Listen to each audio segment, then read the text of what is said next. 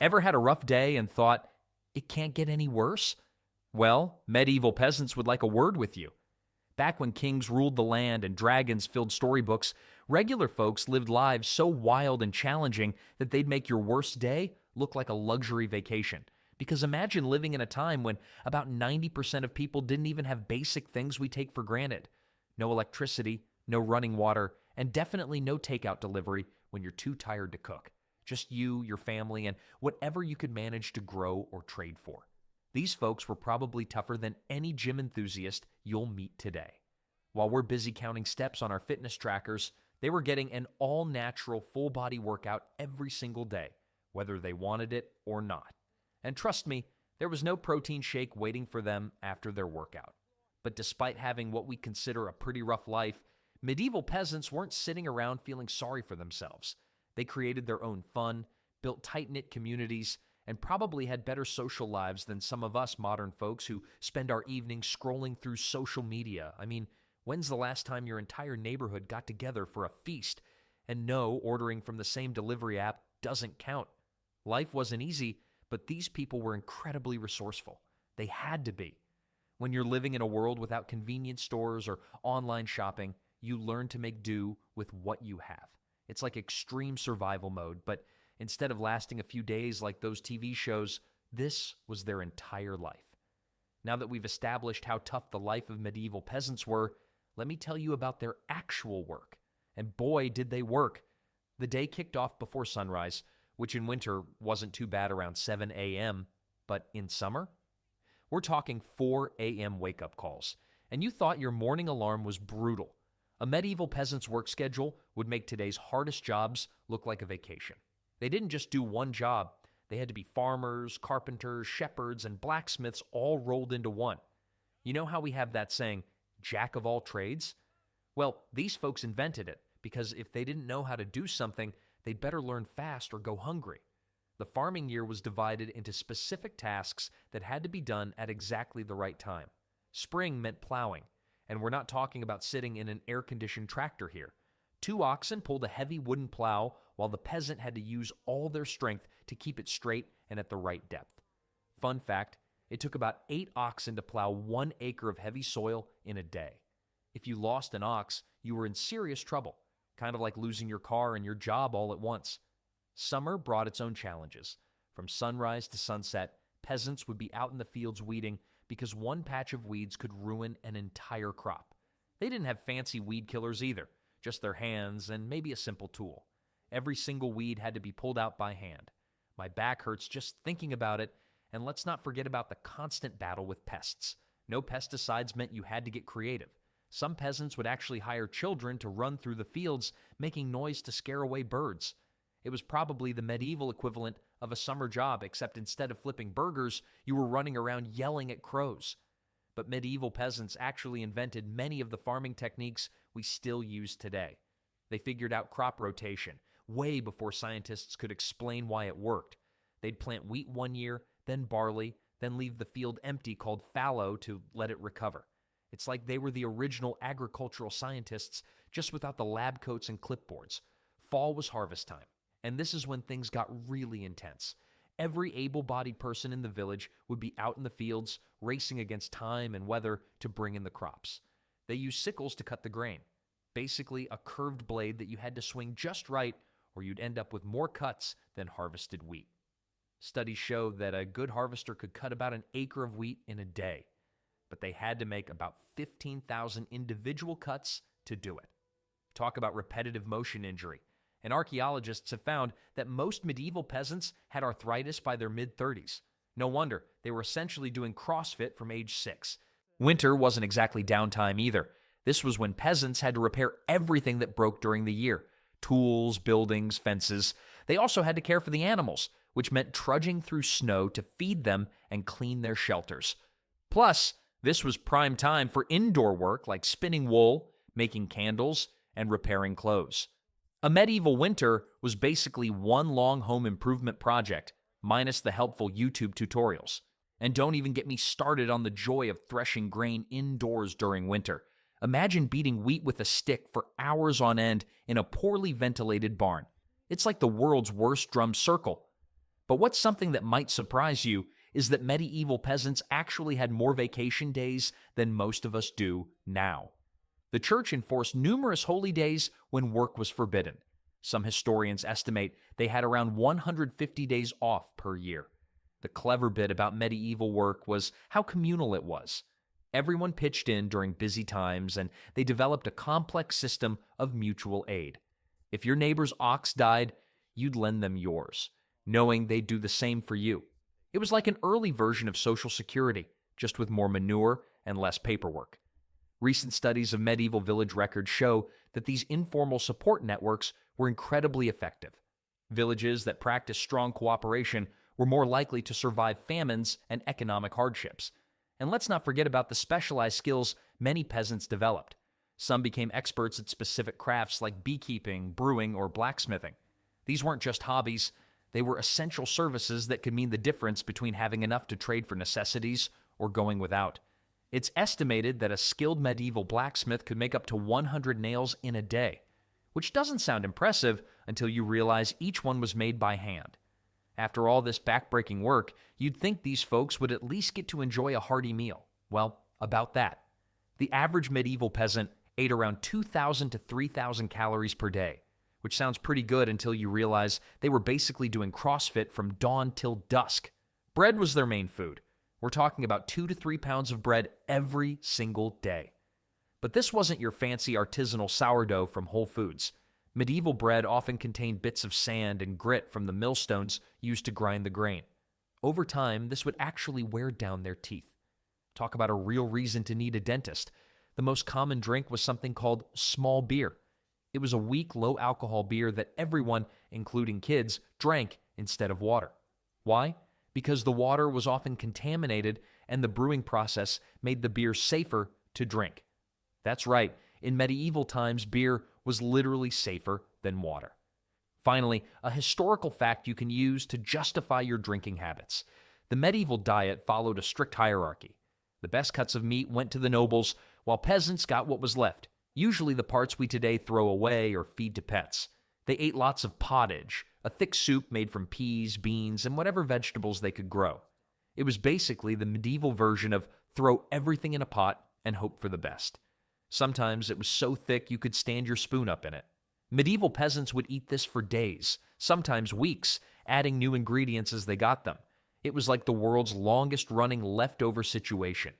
During good times, peasants might get to eat bacon or salt pork. Fresh meat was rare, maybe a few times a year during festivals. Can you imagine saving up all year just to have one decent piece of meat? It's like waiting for Black Friday, except instead of getting a new TV, you're hoping for a piece of chicken. When they did get meat, they used absolutely everything, from the snout to the tail. They even had a saying, "You use everything but the squeal." Sounds like they invented the original zero-waste movement. But medieval peasants were actually pretty clever with food preservation. They had to be. One bad harvest could mean starvation. They developed amazing techniques for smoking, salting, and fermenting food. They could keep cabbage edible through winter by turning it into sauerkraut. They'd dry peas and beans until they were hard as rocks, literally. Archaeologists sometimes find them and can still identify the species. Some of these preserved foods would last for years, which makes our modern obsession with expiration dates seem a bit silly. During famines, which happened about once every generation, things got really desperate. Historical records show people eating bark, clay, and even leather shoes. There's a record from the Great Famine of 1315 to 1317 where people were caught stealing unbaked dough from bakeries because they couldn't wait for it to cook. Now that's what I call extreme hunger. Researchers estimate that during severe famines, up to 15% of the population might die. These weren't just statistics. These were real people making impossible choices about who got to eat. The church made things even more complicated by declaring certain days as fish days when meat wasn't allowed. But since most peasants lived far from the coast, their fish might be beaver tail or barnacle geese, because apparently medieval religious authorities decided these counted as fish.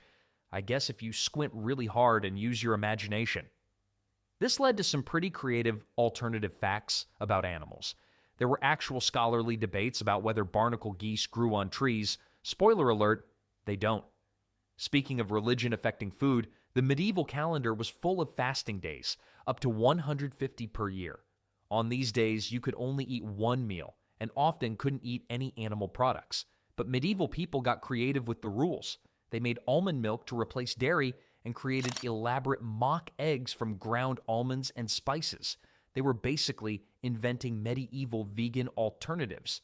Some of these recipes have survived, and modern food historians say they're actually pretty tasty, though maybe not worth the effort of grinding hundreds of almonds by hand. Analysis of medieval bones shows that peasant children often stopped growing for several years during famines. When food became available again, they'd start growing again. Their bones literally tell the story of feast and famine. Scientists can actually see these growth stops in the bones, like rings in a tree. Recent studies suggest that medieval peasants were several inches shorter than we are today, largely due to childhood malnutrition and endless hard work.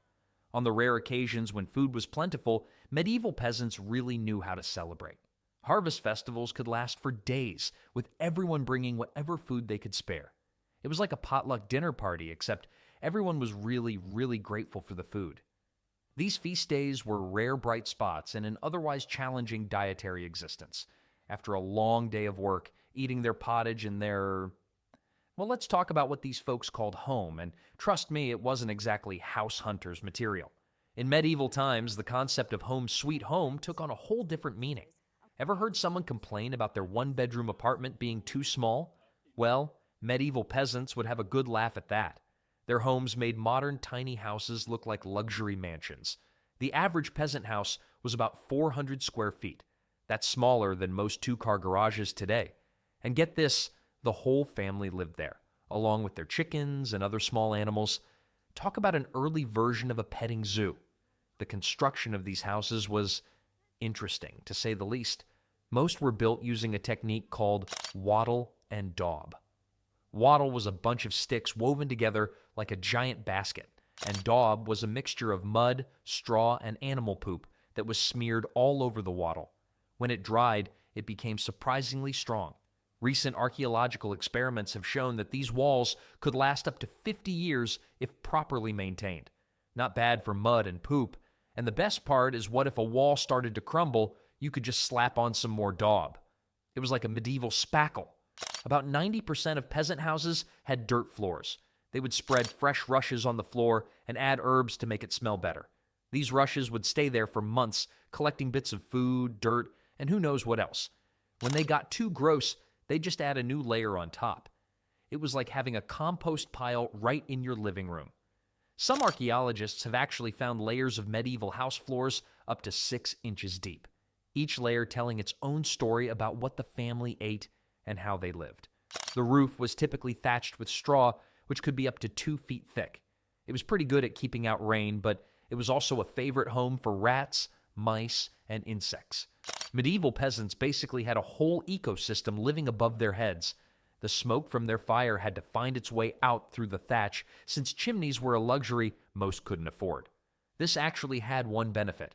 The smoke would help preserve the thatch and keep some of the bugs away. Modern scientists have found that this smoke treatment actually created a natural insecticide that helped the thatch last longer. Windows? More like wind holes. Most peasant houses had no glass in their windows. Glass was super expensive. Instead, they used wooden shutters or oiled parchment to keep out the weather. During winter, they'd stuff the holes with straw or old clothes. Light was provided by rushlights, dried reeds dipped in animal fat. They gave off about as much light as a birthday candle, which meant that once it got dark, you pretty much had to go to bed. Recent experiments by historians showed that a typical medieval house at night had about 1/100th the light level of a modern home. The furniture was minimal. Most families had a table, maybe a couple of benches, and a chest for storing their few precious belongings. Beds? Those were a luxury. Most people slept on straw-stuffed mattresses right on the floor. And it gets cozy when everyone sleeps together for warmth.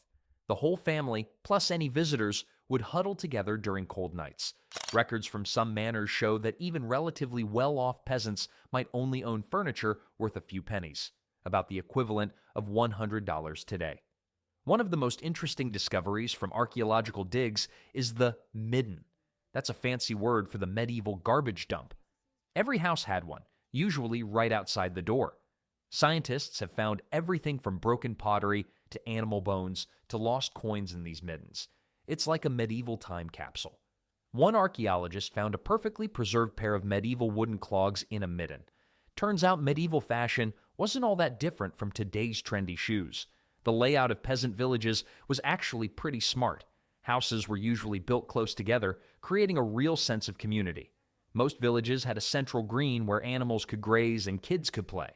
Recent studies of village layouts show they were often designed to maximize sunlight and minimize wind exposure. These folks knew a thing or two about energy efficiency. Archaeological surveys have revealed that many villages were built on slight slopes, with drainage channels carefully planned to prevent flooding. Medieval urban planning at its finest. But living in these close quarters meant everyone knew everyone else's business. Privacy? That wasn't really a medieval concept. You could probably hear your neighbor's entire argument about whose turn it was to clean the communal pig pen. Speaking of which, many villages had shared facilities like baking ovens and animal pens. Court records from the time are full of amusing disputes between neighbors about everything from wandering chickens to overhanging trees. Some things never change. And let's talk about home maintenance. It was a never-ending job. The thatch needed regular repair, the daub walls needed patching, and don't even get me started on the smell. But most repairs were community events. When someone's roof needed fixing, the whole village would pitch in. It was like a medieval version of a barn raising, complete with shared food and drink to celebrate the work. With houses being what they were, it's no wonder people spent so much time outside. But stepping outside meant dealing with a whole different world of rules and laws that could make today's most complicated HOA agreement look simple. The feudal system wasn't just complicated. It was like a weird game of Simon Says, where Simon was your local lord, and not following his rules could cost you way more than just being out. Let's start with the basics. Medieval peasants were basically born into a subscription service they couldn't cancel. From the moment they took their first breath, they owed their local lord a chunk of everything they produced. And we're not talking about a small cut. Records show that peasants had to give up to 50% of their crops to their lord. It's like having a really demanding roommate who doesn't actually live with you but still eats half your food. Some manors even required peasants to give their lord the first loaf of bread from each baking. Talk about taking the best slice for yourself. Court records from the time tell us some pretty wild stories. One peasant got fined for collecting excessive amounts of firewood. Apparently, staying too warm was against the rules. Another got in trouble for killing a rabbit on his own land because all wild animals technically belonged to the lord. Even the fish in the streams were off limits. Medieval lords were like that kid at school who claimed ownership of everything. That's mine, and oh yeah, that's definitely mine too. Speaking of rules, peasants couldn't just up and move whenever they wanted. They were literally tied to their land. It was called being bound to the soil. If you wanted to leave your village, you needed permission from your lord. Some medieval records show peasants having to pay a fee just to marry someone from another village. Talk about an expensive dating scene. One record from 1293 shows a peasant had to pay his lord 2 chickens just for permission to let his daughter marry someone from the next village over. The manor court was where all the local drama went down. These weren't your fancy modern courtrooms. They were often held in the open air or in the manor house's great hall. The lord or his steward would sit in judgment over everything from property disputes to petty crimes. One court record from 1320 shows a man being fined for making excessive noise while brewing beer. Apparently, medieval noise complaints were already a thing. Another shows someone being fined for spreading gossip, medieval defamation law in action. But peasants actually had some legal rights, even if they were pretty basic. They could bring cases to the manor court, and some records show they often won. Scientists studying medieval court records found that about 40% of cases brought by peasants against their social superiors were successful. Not bad for a system that was completely stacked against them. Court records also show that women could and did bring cases to court. They made up about 15% of all plaintiffs in some areas. The punishment system was creative, to say the least. Minor offenses might get you a fine, but more serious ones could land you in the stocks. Basically, a medieval version of public shaming. Imagine being stuck in a wooden frame in the village square while your neighbors threw rotten vegetables at you. Some villages even had a ducking stool for punishing troublemakers. It was like a medieval dunk tank, except way less fun, and usually reserved for women accused of being scolds. Archaeological evidence suggests some of these punishment devices were actually quite sophisticated in their construction. Village life came with its own set of unwritten rules too. Everyone was expected to help during harvest time, pitch in during emergencies, and participate in community events. Recent studies of medieval village records show that those who regularly helped their neighbors were more likely to receive help themselves when they needed it. An early form of social credit scoring. One of the strangest aspects was the hue and cry system. If you witnessed a crime, you were legally required to start yelling about it and chase the criminal. Everyone who heard you had to join in. Court records show people actually getting fined for not participating in these medieval flash mobs of justice. In one village, records show a man was fined 2 pennies, about $50 in today's money, for not joining a chase after hearing the hue and cry, probably the most expensive missed workout ever. The most bizarre laws often involved animals. If an animal killed someone, it could be put on trial. Yes, you read that right. There are actual records of pigs being tried for murder, complete with defense attorneys. One famous case from 1386 involved a pig that was dressed in human clothes for its trial. They even gave it a little jacket, probably to make it look more respectable in court. These animal trials weren't just for show. They were considered serious legal proceedings, with detailed records kept of the evidence and verdicts. Speaking of questionable legal practices, it's probably a good time to talk about medieval medicine and healthcare. And trust me, you'll wish you had today's healthcare system after hearing this. If you hate going to the doctor now, you would have loved being sick in medieval times. Their medical knowledge was a wild mix of superstition, guesswork, and things that sound like they came from a Halloween prank gone wrong. Medieval doctors had a real thing for blood, specifically getting it out of you. Got a headache? Let's drain some blood. Stomach ache? More bloodletting. Stubbed your toe? You guessed it. Time to break out the leeches. These doctors believed that all illnesses came from having too much of certain bodily fluids, and bloodletting was their favorite way to fix the balance. One medical text recommended removing up to 1.5 liters of blood at a time. That's like giving away 3 blood donations at once. Records show that some people had bloodletting done monthly just to stay healthy. But peasants rarely got to see these qualified doctors. Instead, they relied on local healers and herbalists. These folks actually knew their stuff when it came to plants. Recent studies have shown that about 80% of medieval herbal remedies had genuine medicinal properties. The other 20%? Well, let's just say eating powdered owl brain probably didn't cure your insomnia like they claimed. One medieval medical book recommended curing baldness by rubbing your head with chicken poop. Somehow that treatment didn't survive to modern times. Some of their cures were creative. Got a toothache? Try kissing a donkey. Yes, that was a real remedy. Headache? Tie a dead mole to your head. The really fun treatments involved wearing various bits of animals around your neck. Everything from dried frog to fox teeth. It was like medieval jewelry, just grosser and smellier. One popular cure for rheumatism was to carry a potato in your pocket until it rotted. At least that one was relatively harmless. Archaeologists studying medieval bones found that some peasants actually survived brain surgery. They've discovered skulls with perfectly round holes that had healed over, showing the patient lived for years afterward. The success rate was around 80%, which is pretty impressive considering they were basically drilling holes in people's heads with hand tools. They called this procedure tree panning, and some people actually volunteered for it to cure headaches or epilepsy. When the Black Death hit in 1348, things got really interesting. Doctors came up with all sorts of bizarre protective gear, including these crazy beak-shaped masks filled with herbs. They looked like scary bird costumes, but the herbs actually helped a bit. Some of them had natural antiseptic properties. Not that it helped much against the plague, but at least they smelled nice while running away from infected people. Some towns tried to fight the plague by banishing cats, which actually made things worse because rats multiplied without their natural predators.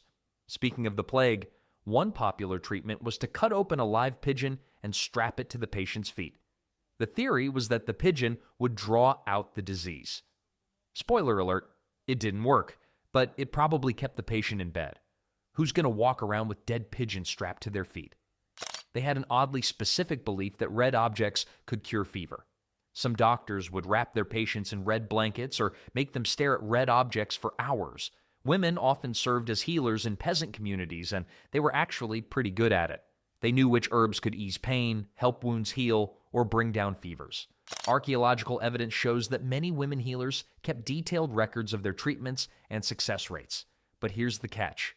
If they were too good at healing, they might get accused of witchcraft. Talk about a tough performance review. Medieval surgery was basically carpentry, but with people. Most surgeons were also barbers, yes, really. That's why barber poles are red and white, representing blood and bandages. They had a saying, "Fast is good, faster is better." That's because they had no anesthesia except alcohol and maybe a stick to bite on. Archaeological evidence shows some surgeons could amputate a limb in under 3 minutes. They even had specialties. Some barber surgeons were known specifically for removing bladder stones, which they could apparently do in under 2 minutes. But it wasn't all bad. They did have some smart ideas. Honey was used as an antiseptic on wounds, and it actually worked. Modern science has proven honey has natural antibacterial properties. They also used moldy bread on infections, accidentally discovering penicillin about 800 years before Alexander Fleming. Some healers even figured out how to set broken bones pretty well. Archaeologists have found medieval skeletons with perfectly healed fractures. Despite all this, medieval peasants weren't much shorter lived than people in ancient Rome. If you made it past childhood, you had a decent chance of reaching 60 or 70. Maybe there's something to be said for kissing donkeys after all. Studies of medieval graveyards showed that about 10% of the adult population lived past 60. Not too shabby considering their medical care consisted largely of bleeding and weird animal parts. But staying healthy wasn't just about medicine, it was also about having fun. And medieval peasants knew how to party in ways that would make modern festival goers look tame. Between all the hard work and crazy medical treatments, these folks definitely knew how to let loose. The medieval calendar had about 150 holidays per year. That's way more than we get now. Sure, most of them were religious festivals, but medieval people turned pretty much any excuse into a party. Take May Day, for example. This wasn't just your average spring celebration. It was like Coachella, a carnival, and a village-wide dating app all rolled into one. Young people would go a-maying in the woods, which basically meant sneaking off to flirt, while others danced around the maypole. Fun fact, some maypoles were so tall they had to be permanently planted in the village green. One record from 1343 mentions a maypole in London that was taller than the local church steeple. The church wasn't too happy about these celebrations. There are countless records of priests complaining about ungodly behavior during May Day festivities. Medieval sports were intense. Football wasn't played on a neat field with rules. It was played through the entire village, with hundreds of players, and pretty much no rules except get the ball to your end of town. Records show entire villages getting banned from playing because too many windows got broken. One game in 1280 ended with 3 deaths and a burned-down house. Makes modern soccer hooligans look tame. They also had this crazy game called cock throwing, where you tried to hit a rooster with sticks. Thankfully, that one didn't survive to modern times. Music was everywhere in medieval life. You didn't need fancy instruments.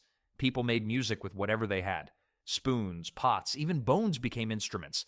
Archaeological digs have found tons of simple flutes made from animal bones. They've actually recreated some of these instruments, and surprisingly, they sound pretty good. Professional musicians called minstrels would travel from village to village, sharing news and songs. They were like medieval radio stations on legs, drinking games. Oh yeah, they had those too. One popular game involved everyone drinking from a communal bowl without spilling. If you spilled, you had to drink more as punishment. Talk about a win-win situation.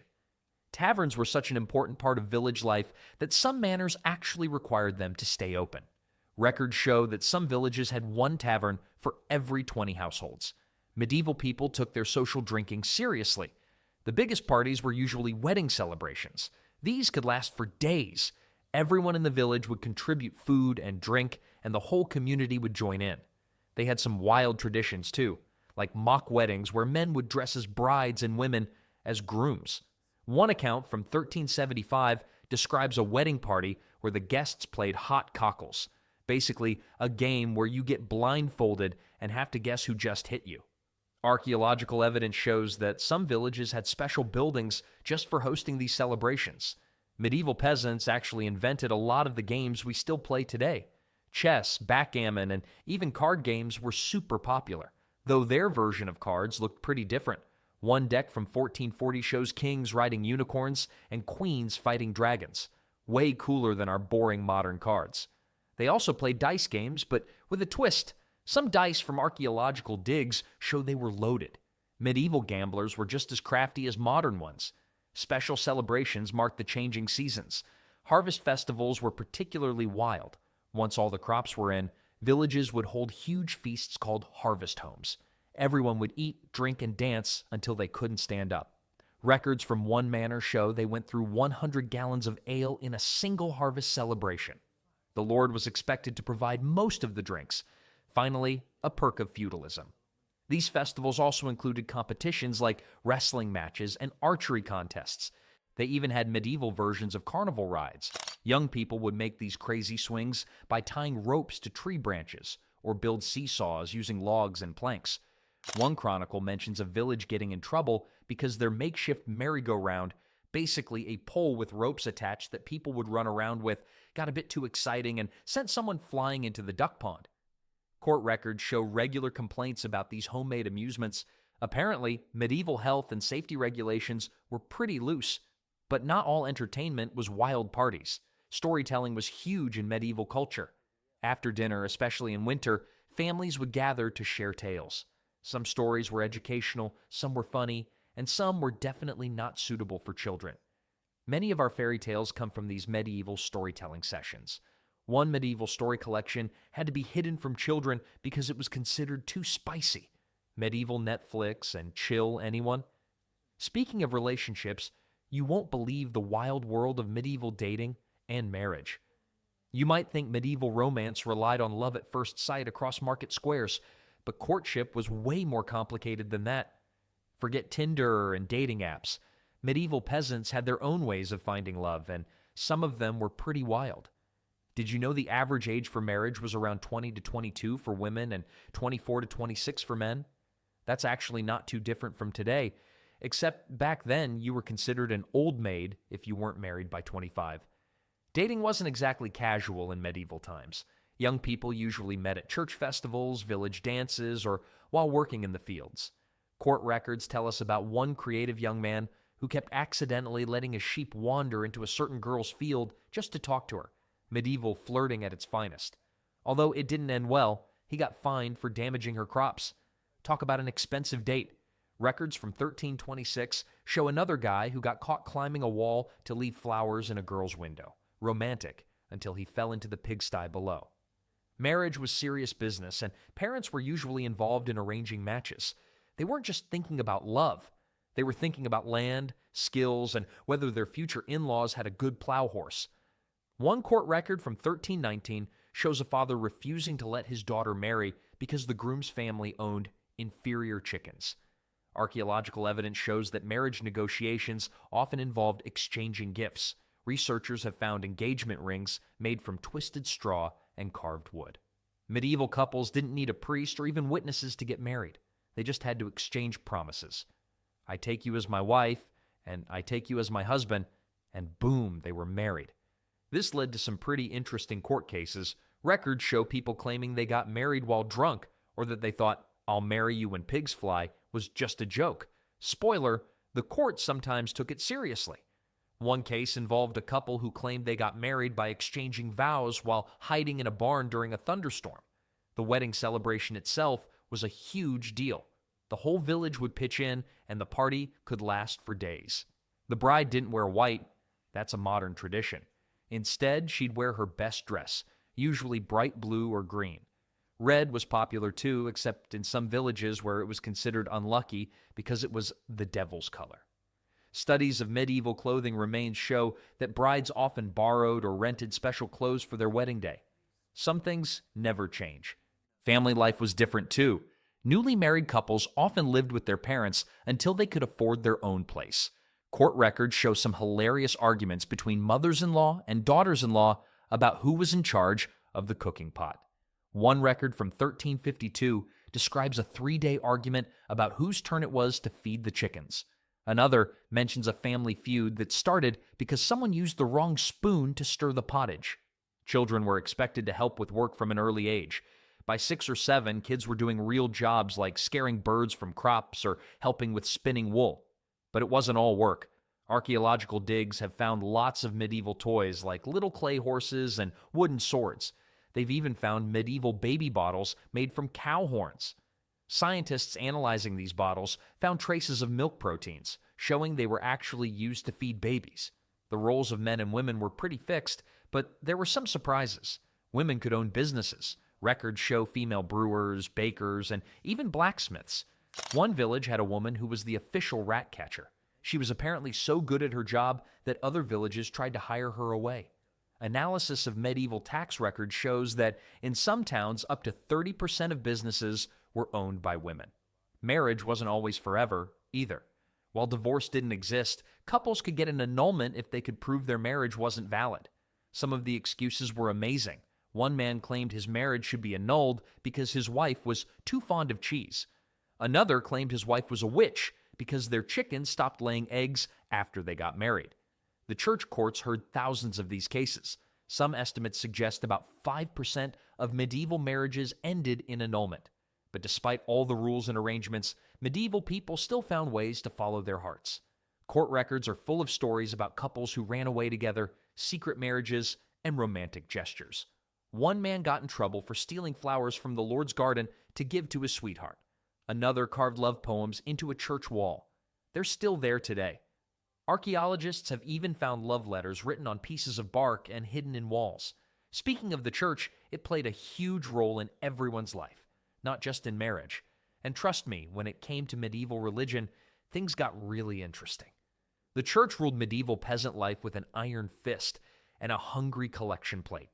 For peasants, religion wasn't just something you did on Sundays. It controlled pretty much every moment of their lives. And boy, did it drain their already empty pockets. Peasants had to give the church something called a tithe, which meant 1/10 of everything they produced. Everything. Got 10 eggs? 1 goes to the church. 10 apples? Same deal. 10 bags of grain? Yep, the church gets 1. For peasants who barely had enough to eat, this was a huge burden. Records show the average peasant family gave away about 10% of their crops to the church, on top of the payments they had to make to their lord. But that wasn't all. They had to pay extra for any church service they needed. Want your baby baptized? That'll cost you a chicken. Getting married? Better save up some grain. Even dying wasn't free. Families had to scrape together payment for funeral services. One peasant's diary from 1324 complains that his family had to sell their only cow to pay for his father's funeral. The church calendar controlled when peasants could work, too. Besides Sundays, there were saints' days, feast days, and special celebrations where working was forbidden. Sounds great until you realize no work meant no food, but you still had to give the church its share. Court records show peasants getting fined for trying to harvest on holy days, even when rain threatened to ruin their crops. One desperate farmer got caught picking peas on St. Mark's Day. His fine was twice what the peas were worth. But they developed this clever mix of Christianity and old folk beliefs to help them get by. A peasant might go to church in the morning, then secretly visit the local wise woman for a blessing on their crops in the afternoon. Archaeological digs in peasant homes have found Christian crosses buried next to good luck charms made from herbs and bones. They were covering all their spiritual bases. For peasants, anything that might help their crops grow was worth trying. The local priest had huge power over peasants' daily lives. He could refuse to give them the sacraments, which they believed were necessary for salvation, if they didn't pay their dues or behave properly. Records show one priest who wouldn't baptize a peasant's baby until the family paid an old church debt, with interest. But some priests were more understanding. Manor court rolls mention a priest who would accept labor in the church gardens instead of money from the poorest families. For peasants, the church building itself was a constant drain on their resources. They had to help maintain it for free, providing labor and materials on top of their regular work. One village account shows peasants spending 6 weeks rebuilding a church wall. That's 6 weeks they couldn't work their own land. But they had no choice. Refusing to help could get you excommunicated, which meant being completely cut off from the community. The fear of hell was a powerful tool used to keep peasants in line. Church paintings showed peasants being tortured in hell for things like stealing food or skipping mass. Records from peasant trials show people confessing to minor crimes because they were terrified of dying with unconfessed sins. One peasant woman admitted to stealing a loaf of bread 20 years earlier because she was worried about her soul. But medieval peasants found clever ways to deal with all these religious demands. They'd make deals with saints, promising future payment if the saint would help them now. They'd share the cost of religious services between families. Some would even time their confessions for after harvest when they had more to pay with. Court records show one group of peasants who rotated church attendance. Each family would send one person to represent them all, sharing the time burden. Looking at all these records, court cases, and archaeological findings shows us just how creative and resilient medieval peasants were, finding ways to balance their beliefs, bend the rules when needed, and somehow keep their spirits up through it all. Their relationship with the church perfectly sums up what it meant to be a medieval peasant. Life was incredibly hard, but they always found ways to make it work.